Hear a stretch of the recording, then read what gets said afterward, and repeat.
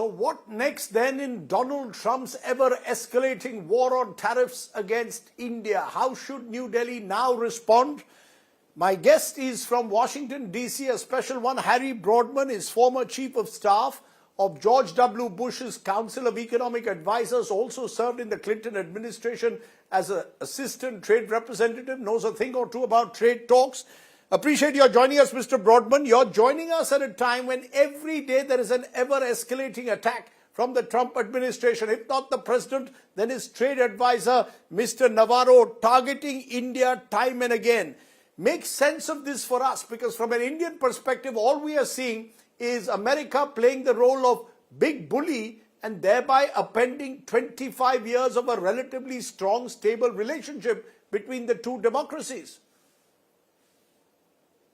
Well, India, unfortunately, is in good company because there are other countries that the president is being quite aggressive with, and I think the most important thing is to understand what his motives are, and for him to understand what your motives are. And I think these are two great democracies and very large countries. Obviously, India much larger than ours by population. It's a pity that things stand where they are, but my guess is that we will figure out a way of navigating this path together, because I think the U.S. needs India and India needs the U.S. This is always sometimes the case at the beginning of negotiations with Mr. Trump. I think when he finally sort of calms down and listens to what the proposals are back and forth, I think there probably will be a deal, but it's going to be rough going. But as I say, if there's any consolation, it's that he's been equally tough with other countries like India. But Mr. Broadman, is there a rational explanation for what Donald Trump and Mr. Navarro are doing? Mr. Navarro in particular, very, very direct attacks on India day after day. I mean, is this some sort of arm twisting to get the two sides on the negotiating table, or is there something that now goes well beyond that, and can it be explained at all? Again, you're not alone. I think I think don't get dismayed, and don't respond to his attacks, then you're just feeding the beast. I think important trade relationship, and I think both sides with cool heads, will navigate this.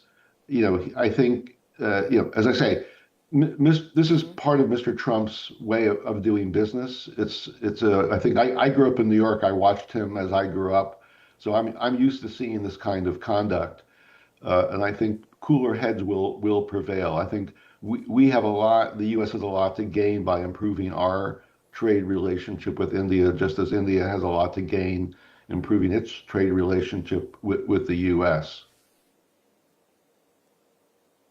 You're saying that cooler heads will prevail, but just look at the way Donald Trump is dealing with India, let's say, compared to a China. He's given enormous amount of flexibility to the Chinese during trade talks, given one extension after the other. He struck deals with the EU. With India, on the other hand, he seems to get up the rhetoric day after day. So could this spiral out of control, or do you remain quietly confident that eventually Mr. Trump will calm down and we'll have a trade deal by the end of the year? Oh, I think there will be a deal, whether it's ultimately the kind of deal that Mr. Modi wants or the kind of deal that Mr. Trump wants. I think that's to be determined. But I think there's an expression, don't feed the beast. And Mr. Trump's, as I say, his conduct is to make it very personal. It's not just with respect to Mr. Modi, but other leaders. And I think don't take the bait in some sense. I do think he is reacting, to the recent meeting with Mr. Putin and Mr. Xi and others. I think that sort of riles him. But again, I think don't try to rise above that, as I think Mr. Moody is But capable of doing.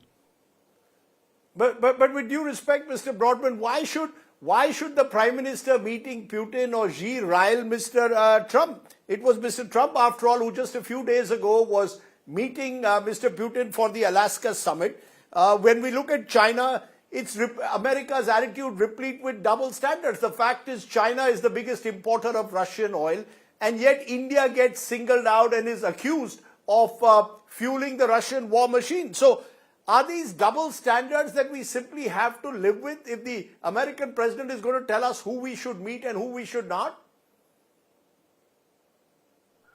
I think so, but again, I think Mr. Modi should keep his calm, which I think he has the capability of doing. It should have been no surprise to Mr. Trump or those of us in the U.S. who are quite familiar with India and China and Russia that this Shanghai Cooperation Organization meeting involved them all. And, again, I think if we can stick to the basics, both the U.S. and India, I think there is a deal to be done. One of the things that I think gets in his craw is the fact that we are running a trade deficit with India. Now, to an economist, the trade deficit is part of doing business. It just reveals comparative advantage between different countries on different goods and services.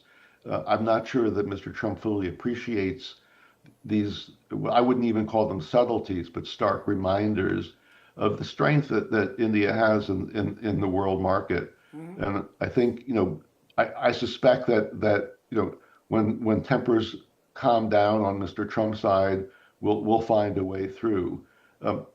You referenced his meeting with Mr. Putin in Alaska. I don't think that meeting went very well for Mr. Trump because he didn't get what he thought he was going to get.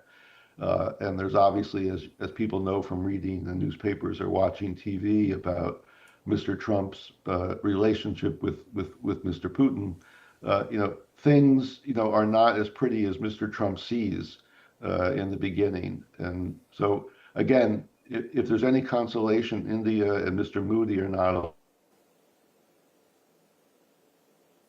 That's Harry Brodman there telling us stay calm is the best way to deal with Donald Trump.